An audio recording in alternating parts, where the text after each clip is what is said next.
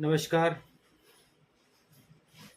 महाराष्ट्रामध्ये सध्या गाजत असलेलं वैष्णवी हगवणे प्रकरण आजच्या या युगामध्ये हुंडाबळी घडावा हे बुद्धीला पटणारं नाही आहे. खरं तर या जगामध्ये नवनवे आविष्कार घडत असताना, असे युग येत असताना, आर्टिफिशियल इंटेलिजन्स युग येत असताना, एका बोटाच्या क्लिकवर अनेक चमत्कार घडत असताना या देशामध्ये आणि विशेष करून प्रगत समाजामध्ये हुंडाबळीसारखी घटना घडावी ही खरंच बुद्धीला पटणारी गोष्ट नाही. मनाला वेदना देणारी ही घटना, विवाह नावाचा जो संस्कार आहे त्या संस्काराच्या विषयी होणाऱ्या घटना, होणारे व्यवहार किंवा विवाहाच्या अवतीभोवती फिरणाऱ्या ज्या गोष्टी आहेत, देणे घेणे हा जो प्रकार आहे किंवा विवाह समारंभामधला बडेजाव असेल, या सगळ्या प्रकारची या ठिकाणी चिकित्सा होऊ लागली.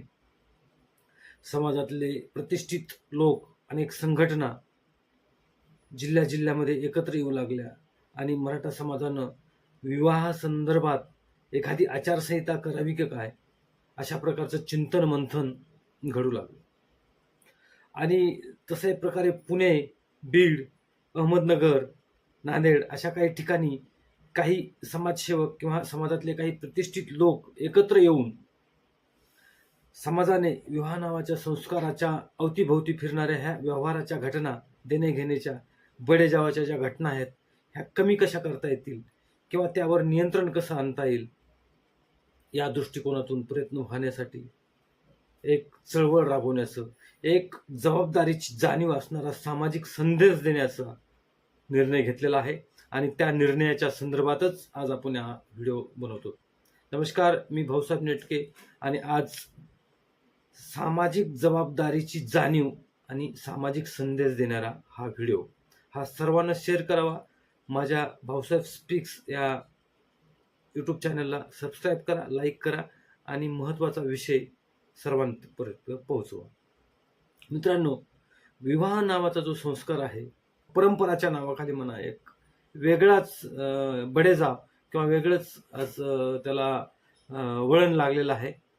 सामाजिक परंपरेमध्ये हुंडा किंवा देणे घेणे यामुळे, तसेच समारंभातला अनावश्यक खर्च, बडेजाव यामुळे वधू पिता जो आहे तो एका कर्जाच्या डोहाखाली कसा दबल्या जातो किंवा त्याचं मरण यातना कशा या विवाह समारंभामधून तो ऊस जसा पिळून निघतो तशा प्रकारचा तो कसा पिळून निघला जातो, चरख्यामधून जसा ऊसाचा चोथा बाहेर पडतो तसा एखादा विवाहाचा कार्यक्रम केल्यानंतर तो जसा पिळून बाहेर पडतो, ते प्रत्येकाच्या घरात तेच आहे.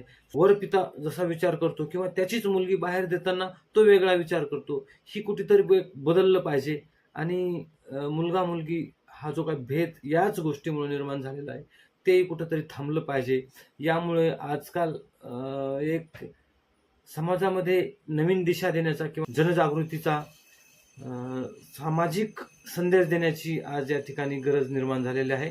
त्या दृष्टिकोनातून खरं तर आपण पाहतोय मागच्या काही दिवसामध्ये हे जे काही लग्न सोहळा आहे त्या दृष्टिकोनातून एक नवीन प्रथा आपल्या इथे निर्माण झालेल्या आहेत. त्या म्हणजे काय, डीजे, हळदीचा कार्यक्रम, प्री वेडिंगचं शूट. म्हणजे आज काय होतं की एखादा विवाह जुळल्याबरोबर कुठल्या तरी डेस्टिनेशनला जाणे, त्या ठिकाणी फोटोशूट करणे, त्याचा जो मोठा खर्च आहे, कॅमेरामन किंवा मग ते फोटोग्राफर वगैरे वगैरे, खूप तामझाम त्याला करावा लागतो आणि त्याच्यासाठी मोठा खर्च त्या ठिकाणी मोजावा लागतो. त्याच्यानंतर विवाहाच्या आदल्या दिवशी होणारा हळदी समारंभ हाही मोठ्या प्रकारात डीजे, मग ते मोठमोठाले ऑर्केस्ट्रा किंवा आजकालचे जे काय नृत्यांगना आपल्याला महाराष्ट्रामध्ये प्रसिद्ध असलेल्या त्या सुद्धा या कार्यक्रमाला बोलवणे, अशा प्रकारच्या घटना आपल्याला या ठिकाणी घडताना दिसत आहेत. त्यानंतर येतो लग्नाचा क्षण आणि त्या लग्नाच्या क्षण किंवा लग्नाच्या दिवशी अनावश्यक गोष्टी त्या दिवशी सुद्धा केल्या जातात. आपण त्या दिवशी सुद्धा डीजे लावतो किंवा ऑर्केस्ट्रा लावतो. अनेक मोठमोठ्या प्रतिष्ठित लोकांना आमंत्रित केलेलं असतं मुलामुलींना, वधूवरांना आशीर्वाद देण्यासाठी. त्यांचा वेळोवेळी माईकमधून पुकारा करणे, त्यांना भेटवस्तू देणे किंवा त्यांचा सत्कार करणे, याच्यासाठी अनावश्यक वेळ वाया घालणे, अशा अनेक प्रकार किंवा मग जेवणाच्या बाबतीमध्ये अनेक प्रकारचे जेवण करणे की त्याच्यातून वायाला सुद्धा अनेक प्रकारचे अन्नपदार्थ जातात. असे अनावश्यक खर्च हे कमी केला पाहिजेत. किंवा जो काय समारंभाच्या ठिकाणचा जो काय मंडप म्हणतो आपण, डेकोरेशन आहे, ते सुद्धा अनावश्यक डेकोरेशन या ठिकाणी केलेलं आहे. मोठमोठा राजवाड्यासारखा शेट, एखाद्या पिक्चरचे शूटिंग असल्यासारखे शेट आपण आजकाल लग्नासाठी उभारतो. हे सुद्धा खूप चुकीचं आहे. ह्या शेट उभारल्यानं त्या लग्नाला काय फायदा होणार आहे हे सुद्धा आपल्याला कळत नाही. किंवा अनेक प्रकारचं आजकाल एक प्रथा पडलेली आहे, हेलिकॉप्टरनं एंट्री, ड्रोननं, मोठमोठ्या ड्रोननं शूटिंग, किंवा मग एखाद्या रोपवेनं वधूवरांची एंट्री, अशा प्रकारच्या अनिष्ट गरज नसलेल्या प्रथा परंपरा पडत चाललेल्या आहेत. त्या सुद्धा एक चुकीचा सामाजिक संदेश देऊन या ठिकाणी जातात.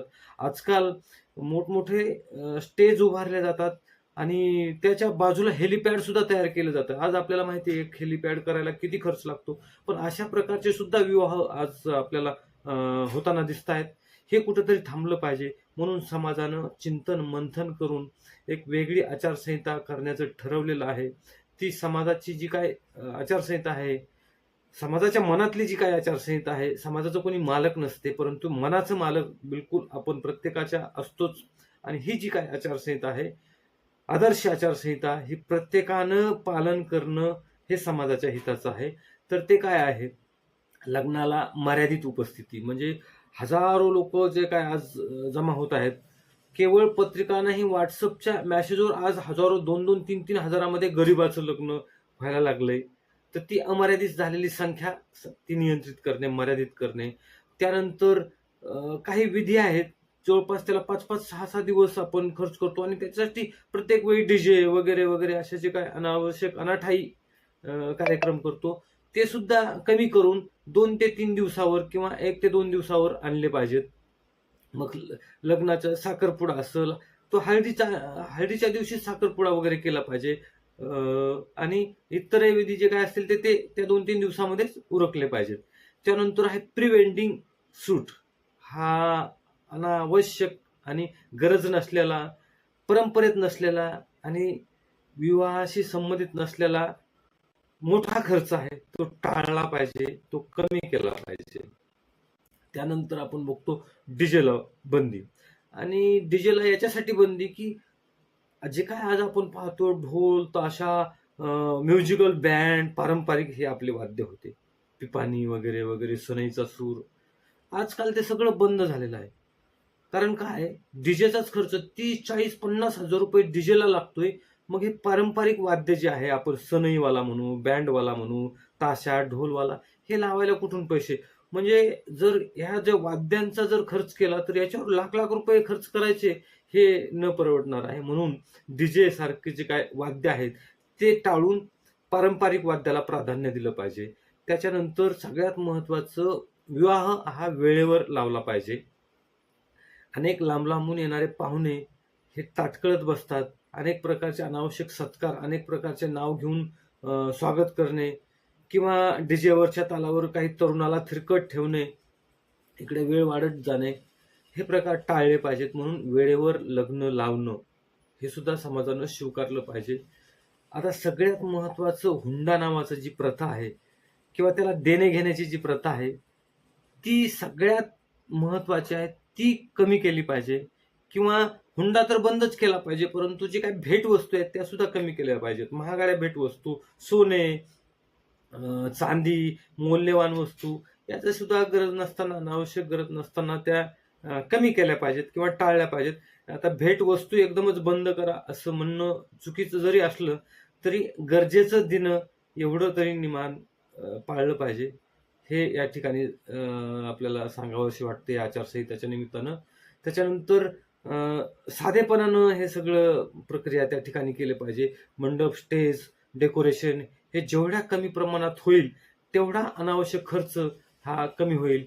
त्यामुळं आदर्श आचारसंहिता समाजाची ही एक समाजाला दिशा देणारी ठरेल आणि आपला जो काही संस्कार आहे, सामाजिक सांस्कृतिक जो ठेवा आहे, तो जपला जाईल, पुढच्या पिढीपर्यंत दिला जाईल. म्हणून ही आचारसंहिता, ही जी काय अनिष्ट प्रथा बंद करून नवीन नवीन कुठलीच प्रथा आपल्या गरजेची नाही, ज्या घुसलेल्या प्रथा बंद करून, अनिष्ट प्रथा बंद करून आदर्श आचारसंहिताच्या ह्या ज्या काय प्रथा आहेत त्या समाजामध्ये रुजाव्यात, हाच या व्हिडिओच्या पाठीमागचा हेतू आहे. आणि एक समाजातला घटक म्हणून समाजाला जबाबदारीची संदेश देणं हे माझं कर्तव्य समजून मी हा व्हिडिओ या ठिकाणी बनलेला आहे. आणि हा व्हिडिओ या ठिकाणीच थांबतो. समाजाने ही आचारसंहिता पाळावी अशी